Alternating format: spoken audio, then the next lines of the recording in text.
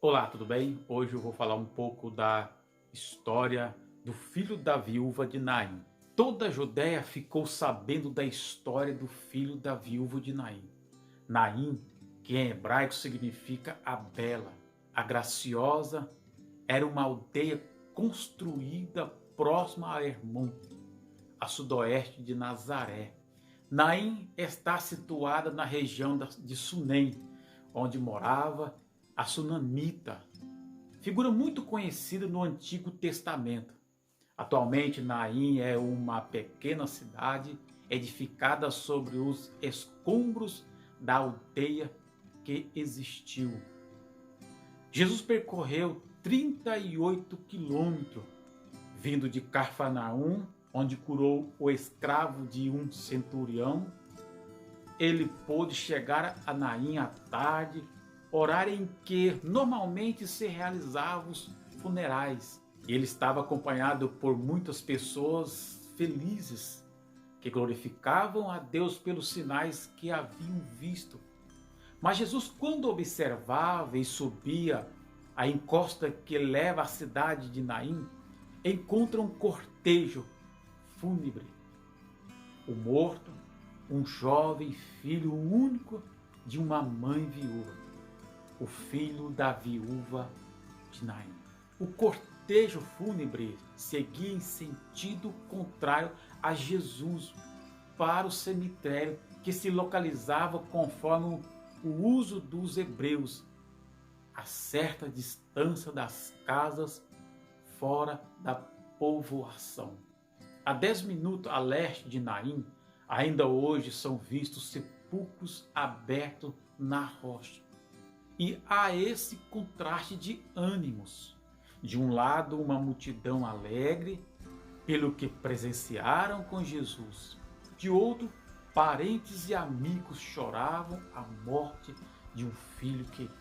E a mãe do jovem morto via a tragédia de sua vida se agravar ainda mais.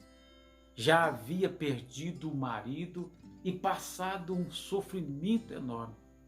Como a mulher, naquela época, não podia ter emprego e salário, restou ao filho prover o seu sustento.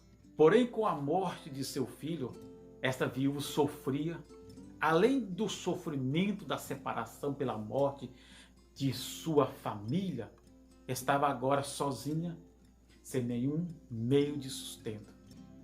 A viúva de Naim estava exposta à solidão e à miséria. Os moradores da cidade ficaram comovidos ao tomar conhecimento daquela tragédia que se desenhava.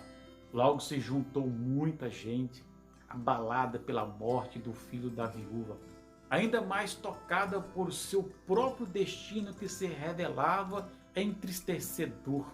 Jesus, ao vê-la, moveu-se de íntima compaixão por ela.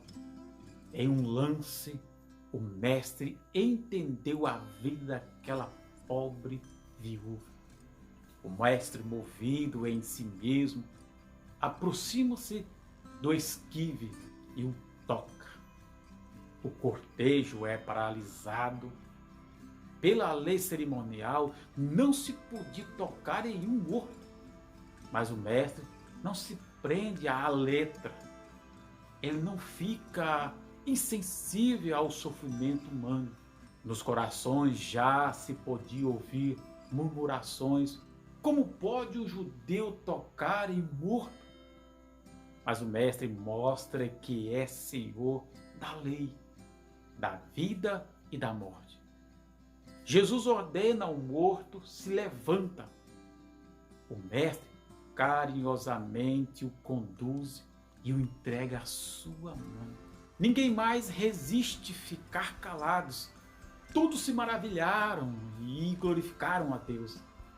Definitivamente a morte encontrou com a vida naquele dia. O enterro virou festa. Coisas de Jesus. Um dia para ficar marcado na história daquela cidade e de todo Israel. O mundo precisa saber todo aquele que crê em Jesus, com certeza, ainda que esteja morto, viverá.